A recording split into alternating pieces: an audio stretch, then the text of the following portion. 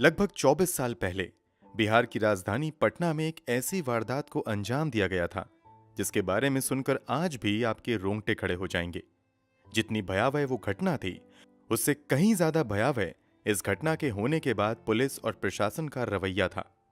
Postmortem से पहले police ने खुद ही पोस्टमार्टम रिपोर्ट तैयार कर ली थी। सबूत मिटाने का काम पुलिस ने खुद ही किया था। कथित तौर पर तब पटना पुलिस ने अपनी पूरी ताकत पीड़ित को न्याय दिलाने की बजाय अपराधियों को बचाने में लगाई थी। इसकी वजह यह थी कि इस केस का प्राइम सस्पेक्ट कोई और नहीं बल्कि बिहार के पूर्व मुख्यमंत्री लालू प्रसाद यादव का साला और बिहार की तत्कालीन मुख्यमंत्री राबड़ी देवी का भाई साधु था। कहा जाता है कि तब साधु यादव खुद ही सरकार हुआ करते थे। इस कारण पुलिस ने पूरी सच्चाई को ही बदल दिया था। हम शिल्पी गौतम मर्डर केस की बात कर रहे हैं। वैसे तो अदालत की फाइलों में शिल्पी गौतम केस एक सुसाइड केस के तौर पर दबा दी गई, मगर दावों के मुताबिक सच्चाई कुछ और ही थी। तो आखिर क्या थी इस शिल्पी गौतम केस की पूरी सच्चाई? चलिए जानते हैं सब कुछ डिटेल में। यकीन मानिए, जब आप इस केस की पूरी सच्चाई सुनेंगे तो आपकी रूह कांप जाएगी। कहानी में आगे बढ़ने से पहले अगर आपने अब तक क्राइम की कहानी चैनल को सब्सक्राइब नहीं किया है तो जल्दी से चैनल को सब्सक्राइब कर बेल आइकन दबा लीजिए। तो चलिए अब कहानी शुरू करते हैं। सबसे पहले इस कहानी के किरदारों के बारे में जानना बेहद जरूरी है। इस कहानी के दो सबसे अहम किरदार हैं, शिल्पी जैन और गौतम सिंह। इस घटना के समय शिल्पी जैन की उम्र 23 साल थी। शिल्पी पटना के एक बड़े बिजनेसमैन उज्जवल कुमार जैन की बेटी थी। 1999 के आसपास उज्जवल जैन पटना में कमला स्टोर्स नाम की रेडीमेड कपड़ों की एक बहुत बड़ी दुकान चलाया करते थे। शिल्पी जैन बचपन से ही पढ़ाई में काफी तेज थीं। पढ़ाई में तेज होने के साथ साथ शिल्पी दिखने में भी काफी खूबसूरत थीं। इन्होंने घटना के कुछ साल पहले ही मिस पटना का भी खिताब जीता था। घटना के समय शिल्पी पटना विमेंस कॉलेज से ग्रेजुएशन कंप्लीट करने के बाद कंप्यूटर क्लास कर रही थीं। इस कहानी का दूसरा अहम किरदार गौतम सिंह भी कोई मामूली इंसान नहीं था। गौतम सिंह के पिता का नाम डॉक्टर वीएन सिंह था, जो पूरे परिवार के साथ लंदन में रहते थे। समय समय पर ये पटना भी आते रहते थे। डॉक्टर वीएन सिंह लालू प्रसाद यादव के बेहद करीबियों में से एक थे। वो कैसे, जानेंगे आगे। चूंकि गौतम सिंह के पिता लालू प्रसाद यादव के करीबी थे, इस कारण गौतम सिंह को बिहार की राजनीति को करीब से समझने का मौका मिलता है और वो लंदन छोड़कर पटना में रहते हुए राजनीति में ही अपना भविष्य बनाने की कोशिश में लग जाते हैं। 1999 के आसपास लालू यादव चारा घोटाले के आरोप में जेल में बंद थे, जबकि बिहार के मुख्यमंत्री के पद पर अब लालू यादव की पत्नी राबड़ी देवी आ चुकी थीं। लालू यादव की गैर मौजूदगी में सत्ता चलाने में राबड़ी देवी के भाई यानी लालू यादव के साले साधु यादव काफी अहम भूमिका निभा रहे थे। उस दौर के लोग तो यहां तक कहते हैं कि कहने को तो साधु यादव महज एमएलसी विधायक थे, मगर वास्तव में उस समय साधु यादव ही सरकार हुआ करते थे। बड़े से बड़े अधिकारी साधु यादव के आगे पीछे लगे रहते थे। क्योंकि गौतम सिंह तथा लालू यादव के परिवार वालों की आपसी जान पहचान काफी पुरानी थी, इस कारण गौतम सिंह को राजनीति में जगह बनाने में ज्यादा दिक्कत नहीं होती है और बहुत जल्द उसकी जान पहचान साधु यादव से हो जाती है। साधु यादव का करीबी होने की वजह से गौतम सिंह को तेजी से पार्टी में नई पहचान मिलती रहती है। गौतम सिंह साधु यादव के साथ मिलकर पटना के मशहूर फ्रेजर रोड में सिल्वर ऑक नाम का एक रेस्टोरेंट भी शुरू करता है, यानी साधु यादव और गौतम सिंह बिजनेस पार्टनर भी बन जाते हैं। शिल्पी जैन और गौतम सिंह दोनों ही पटना के थे तथा इन दोनों का संबंध रसूखदार परिवार से था। एक दिन शिल्पी की मुलाकात गौतम से होती है और पहली ही मुलाकात में दोनों एक दूसरे के अच्छे दोस्त बन जाते हैं और देखते ही देखते इन दोनों की दोस्ती प्यार में बदल जाती है। दोनों एक दूसरे को टूट कर चाहने लगते हैं और साथ रहने का भी प्लान करने लगते हैं, मगर इन दोनों का यह ख्वाब अधूरा रह जाता है क्योंकि 3 जुलाई 1999 की रात शिल्पी जैन और गौतम सिंह की लाश गांधी मैदान थाने के अंतर्गत आने वाले एमएलए क्वार्टर के बंगला नंबर 12 के गैरेज में मौजूद मारुति जैन कार के अंदर मिलती है। दो बड़े घर से आने वाले लड़के लड़कियों की मौत की खबर से पूरे पटना में सनसनी मच जाती है। हर कोई जानने को बेचैन हो जाता है कि आखिर इन दोनों की ये हालत किसने की है। जितना मुंह उतनी तरह की बातें सुनने को मिलने लगती हैं, मगर सच्चाई क्या थी कोई नहीं जानता था। वैसे तब क्या, आज तक कोई नहीं जानता कि सच्चाई क्या थी, क्योंकि इन दोनों की लाश मिलने के तुरंत बाद पटना पुलिस ने बिना किसी पोस्टमार्टम और विसरा रिपोर्ट के इन दोनों की मौत की वजह सुइसाइड को बता दिया था। क्या सच में ऐसा ही था? शायद नहीं, क्योंकि पुलिस की थ्योरी से एक अलग ही चर्चा पटना की फिजाओं में तैर रही थी। चर्चा के मुताबिक 2 जुलाई 1999 को रोज की तरह शिल्पी जैन सुबह सुबह अपने कंप्यूटर क्लास जाने के लिए घर से निकलती हैं। घर से निकलते समय शिल्पी जैन ने एक सफेद रंग की कुर्ती पहनी हुई थी। घर से निकलने के बाद शिल्पी जैन एक रिक्शे पर बैठती हैं तथा अपने कंप्यूटर क्लास की ओर निकल जाती हैं। अभी शिल्पी जैन का रिक्शा कुछ ही दूर आगे गया था कि रास्ते में एक लड़का अपनी कार रिक्शे के आगे रोकता है और शिल्पी से पूछता है कि तुम कहां जा रही हो। उस लड़के को देखते ही शिल्पी जैन कहती हैं कि मैं अपनी कंप्यूटर क्लास की ओर जा रही हूं। जवाब में लड़का कहता है कि मैं भी उधर ही जा रहा हूं, अगर तुम चाहो तो मैं तुम्हें तुम्हारे इंस्टीट्यूट तक ड्रॉप कर सकता हूं। कथित तौर पर यह लड़का कोई और नहीं बल्कि गौतम सिंह का एक करीबी दोस्त ही था, जिसे शिल्पी जैन भी काफी अच्छे से जानती थी। चूंकि लड़का गौतम की जान पहचान का था और पहले भी कई बार शिल्पी से मिल चुका था, इसलिए शिल्पी रिक्शे वाले को किराया देकर रिक्शे से उतर जाती हैं और इस लड़के की कार में बैठ जाती हैं। कार कुछ देर तक तो शिल्पी जैन के कंप्यूटर इंस्टीट्यूट की तरफ ही बढ़ती है, मगर कुछ आगे जाकर वो लड़का कार को एक दूसरे रास्ते की तरफ मोड़ देता है। कार जब दूसरे रास्ते पर मुड़ती है तो शिल्पी जैन लड़के से पूछती हैं कि इधर तुम मुझे कहां ले जा रहे हो।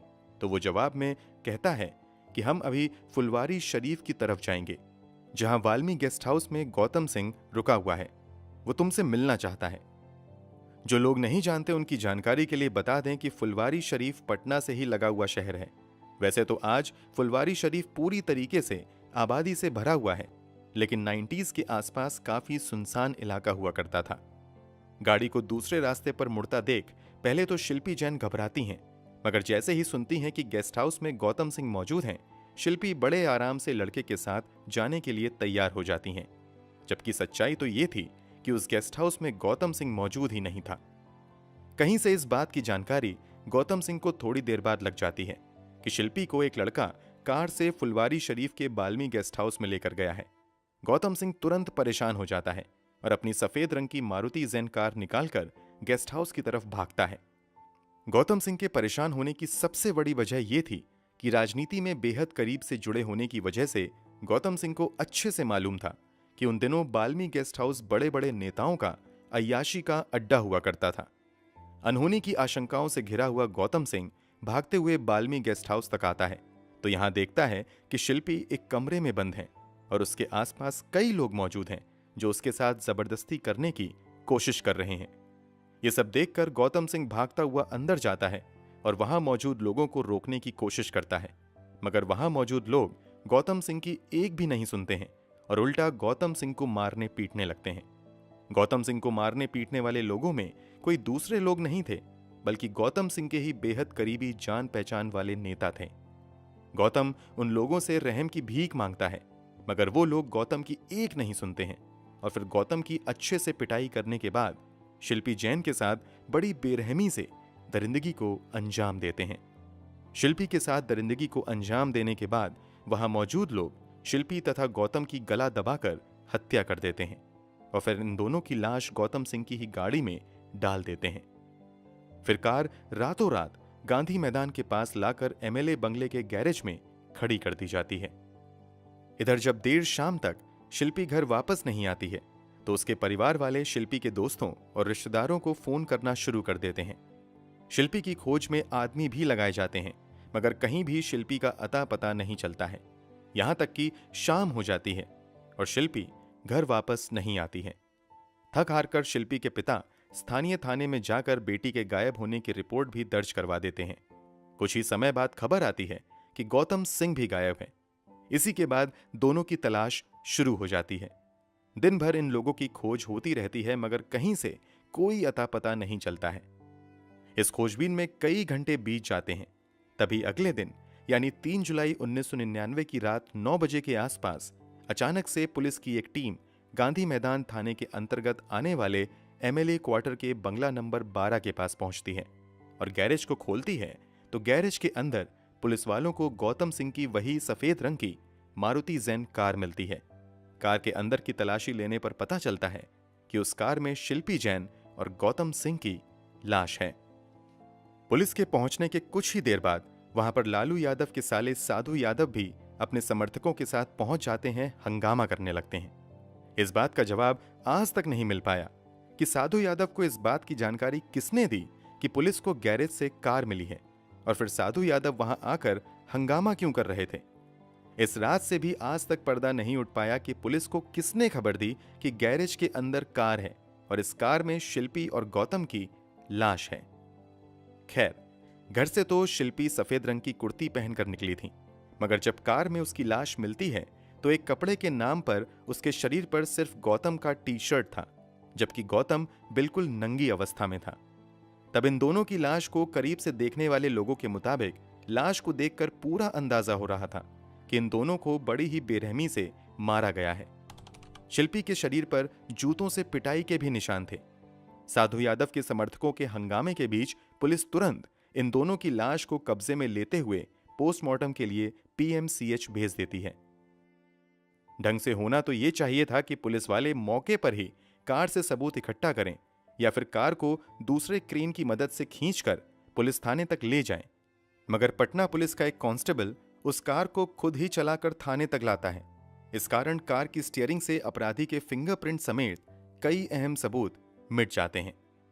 वैसे तो अक्सर पुलिस पर हर काम को काफी धीरे करने का आरोप लगता है, मगर शिल्पी जैन और गौतम सिंह के मामले में पटना पुलिस की एक अलग ही बेमिसाल तेजी देखने को मिलती है। अभी इन दोनों का पोस्टमार्टम और बिसरा रिपोर्ट आया भी नहीं था कि पुलिस वाले ऐलान कर देते हैं कि इन दोनों की मौत कार्बन मोनोऑक्साइड गैस की वजह से दम घुटने से हुई है। इधर रात के अंधेरे में ही दोनों का पोस्टमार्टम करवाया जाता है। गौतम सिंह के परिवार वाले अभी लंदन में ही थे।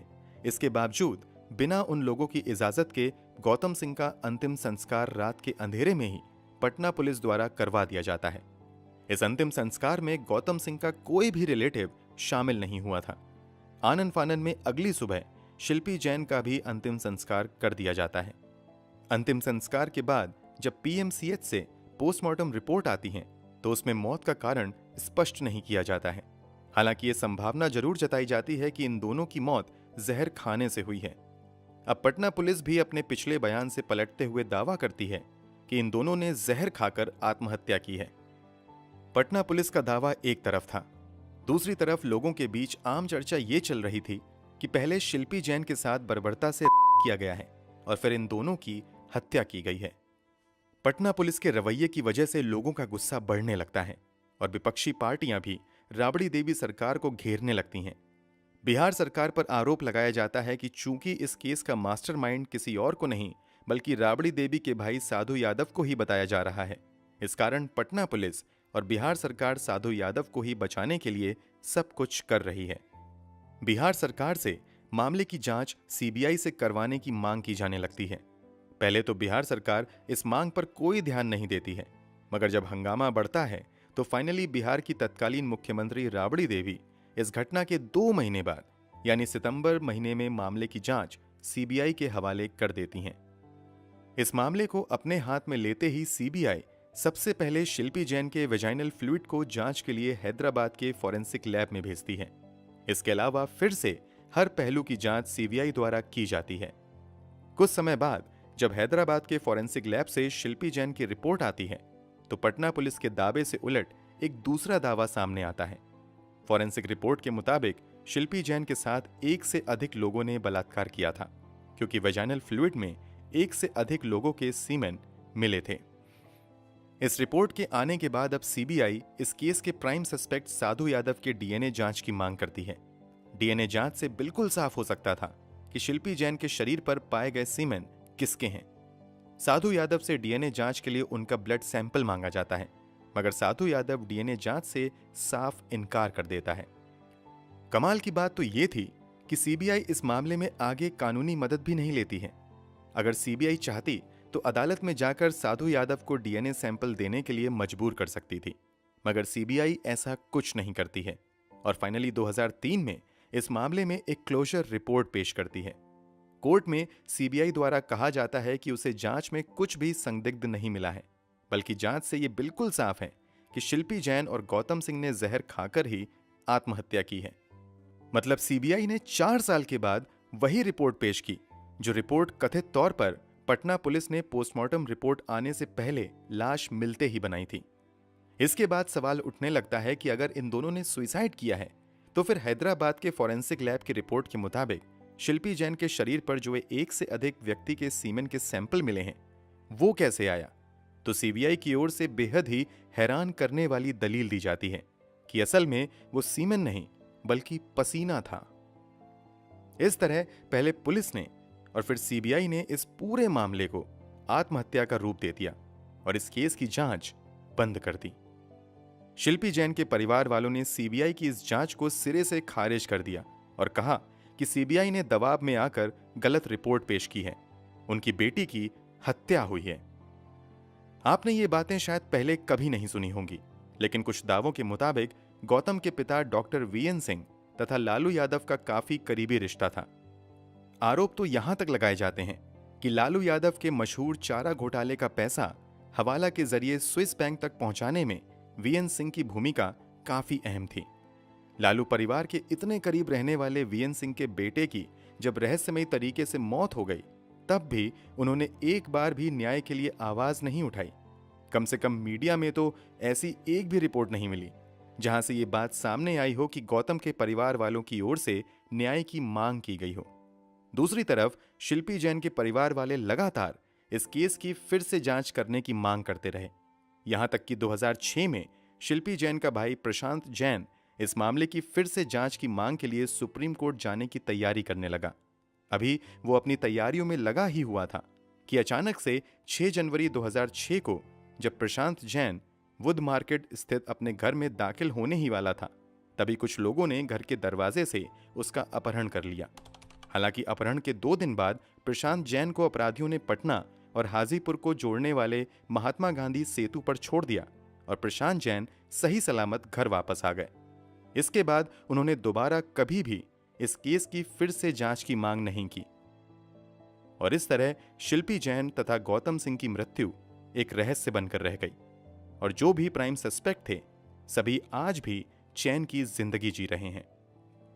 भले ही पुलिस और सीबीआई ने इसे एक आत्महत्या का केस बता दिया, मगर आज तक पुलिस वाले कुछ सवालों के जवाब नहीं दे पाए कि अगर इन दोनों ने आत्महत्या ही की थी तो आखिर इन दोनों ने कपड़े उतार कर आत्महत्या क्यों की?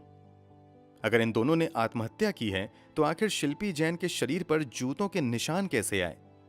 जब साधु यादव ने अपना डीएनए सैंपल देने से मना कर दिया तो सीबीआई ने आगे कानूनी मदद क्यों नहीं ली? आखिर पुलिस को कैसे पता चला कि गैरेज के अंदर कार है और कार में 2 लाशें हैं और फिर यह खबर साधु यादव तक कैसे गई? पुलिस ने पोस्टमार्टम करने में इतनी जल्दबाजी क्यों की और गौतम सिंह का अंतिम संस्कार इतनी जल्दी क्यों किया गया? ऐसा नहीं है कि केवल पुलिस पर ही लापरवाही के आरोप लगे, बल्कि सीबीआई जांच के दौरान भी ये आरोप लगाया गया कि सीबीआई ने कई अहम सबूतों को जानबूझकर नजरअंदाज किया है। इस तरह के दर्जनों सवाल हैं जिसका जवाब ना तो सीबीआई दे पाई और ना ही पुलिस, और बिना जवाबों के ये केस अदालत की फाइलों में एक सुसाइड केस बनकर दबकर रह गया। दोस्तों, इस पूरे केस के बारे में आपकी क्या राय है? कमेंट बॉक्स में जरूर बताएं। अगर आपको हमारी मेहनत पसंद आई हो तो इस वीडियो को लाइक करते हुए शेयर भी करें। अगर आपने अब तक क्राइम की कहानी चैनल को सब्सक्राइब नहीं किया है तो जाने से पहले जल्दी से चैनल सब्सक्राइब कर लें। बेल आइकन दबाकर नोटिफिकेशन भी जरूर ऑन कर लें। धन्यवाद।